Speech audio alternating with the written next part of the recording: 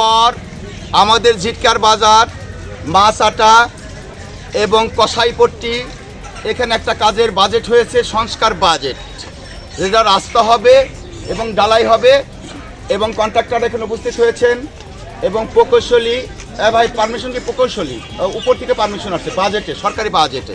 তাই সেই পরিপ্রেক্ষিতে আমরা এলাকার জনগণ হিসাবে এই কাজটা আমরা তদারকি করতেছি নিঃস্বার্থভাবে। পূর্বে আমাকে চিনেন, আমি এর আগে বহু সম্মেলন আমাকে দেখেছেন, আমি মাদক, সন্ত্রাস, চাঁদাবাজ এদের বিরুদ্ধে মিছিল করেছি হরিরামপুর উপজেলা এবং তথা মানিকগঞ্জ আমাকে প্রতিবাদী নেতা হিসেবে সবাই চিনি।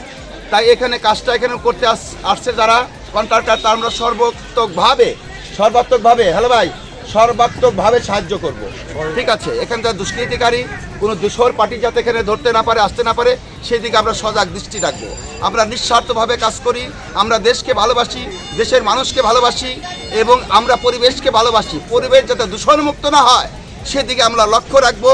বিধায় এই যে ধরেন ভাই যে মুরগির দোকানগুলো আছে আমাদের ড্রেনকে আক্রমণ করে রয়েছে এই পর্যন্ত। ভাইয়া প্লিজ, আমি জানি না কত পর্যন্ত আসে, প্রকৌশলী সাহেব যা বলে এই পর্যন্ত আমাদের রাস্তা এবং তারা এটা ভোগ দখল করে এই পর্যন্ত আসছে এবং তাদেরকে দখল দিয়েছে যে সরকারি জায়গা তারা আটকায় এরকম মুরগির দোকান দেওয়ার জন্য।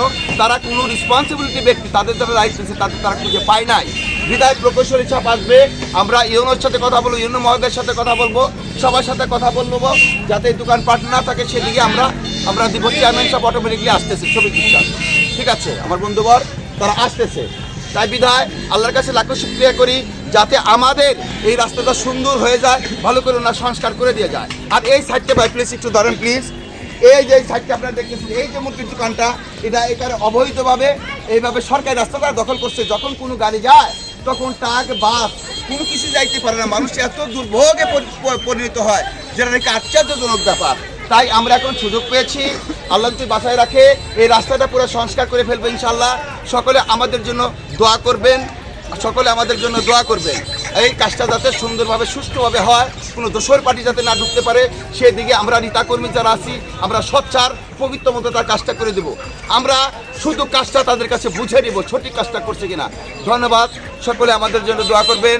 এখানে দায়ী সামতি চ্যানেল ভাইজানকে অনেক অনেক ধন্যবাদ জানাচ্ছি।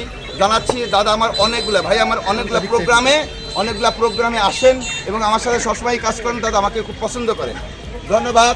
যাতে এই মুরগির দোকানটা কিনা পুরো এই দেখেন পুরো যানজট, এখানে এই যে অটোগুলো আবার বসে এখানে বসছে, কে বসাইছে, কে কোন নেতা বসাইছে পূর্বে ফেসিবাদ, তারা কোনো তালিকা তারা দিতে পারতেছে না। তাই নতুন বাংলাদেশ, আমরা নতুন বাংলাদেশ গড়ব, নতুন বাংলাদেশ আমরা গড়ব, নতুন পরিবেশ সৃষ্টি করব এবং জনগণের ভিতরে সততা উদ্ভাবন করব যাতে আমরা সৎভাবে জীবনযাপন করি এবং প্রতিটা পরিবেশ ভারসাম্য রক্ষা করার জন্য আমরাই কাজ করে যাব, আপনাদের সহযোগিতা করব। ধন্যবাদ বন্ধুরা, ভালো থাকবেন। সালাম।